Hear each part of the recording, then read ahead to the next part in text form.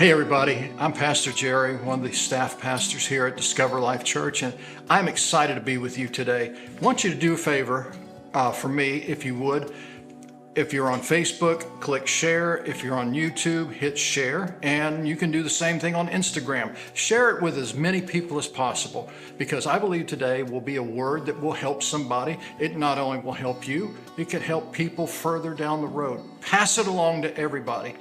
I want to speak to you about one word that only has two letters but has a tremendous impact on people's lives, and that word is if. If is a conditional word. In fact, when I was reading, the word if is a noun. It's a conditional word, like, if you do this, I'll do that. When my kids were little, I said, if you will clean your room, I will do this. Now, I still do that even though they're grown and married now. It's kind of awkward. Hey, clean your room.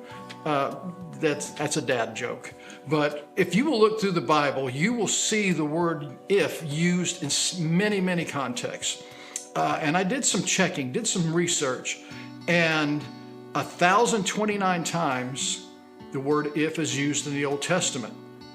In the New Testament, it's 574. Now, I pulled this from the King James Version. You might be studying and reading from another version.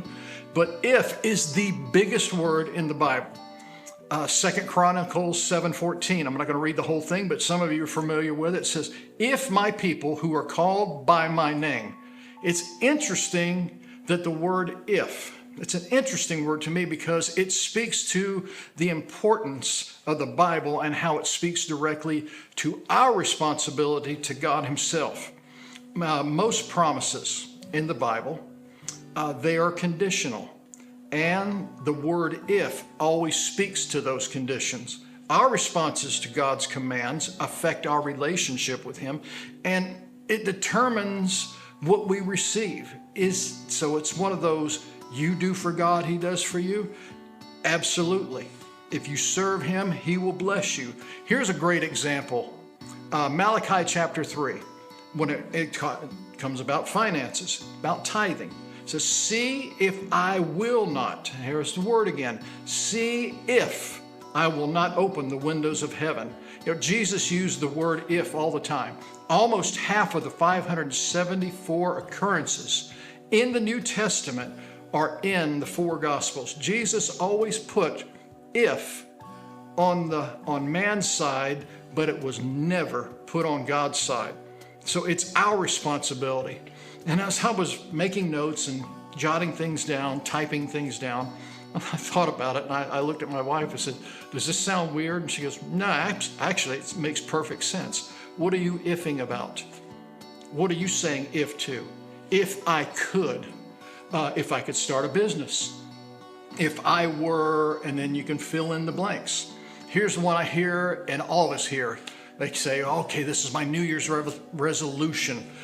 If I could only lose weight, if I could only get in shape, if he or she would, and the list goes on and on and on. In fact, one of the classic movies, some of you may have seen it. I remember watching it many, many times over the years, even my kids, was The Wizard of Oz.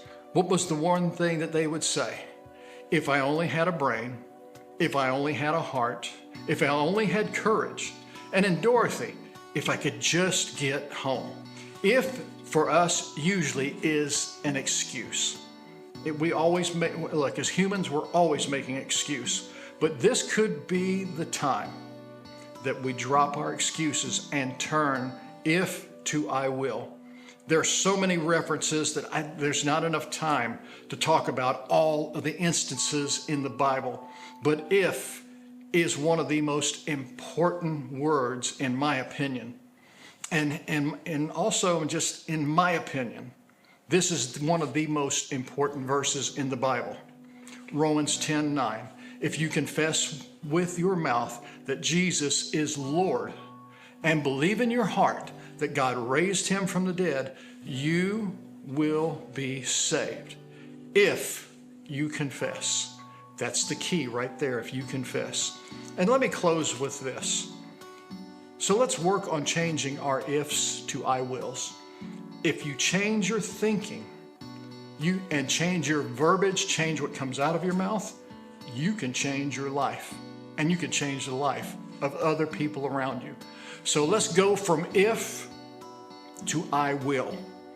I don't know if I can to I am going to do it. If the Lord wills, well, guess what? He does will for your life. He will open the windows of heaven. He will bless you if you'll just change your thinking. Elevate your thinking, and you can elevate your life. God bless you. Don't forget to hit, click, share, like, and I'm looking forward to seeing you again soon. We'll see you again.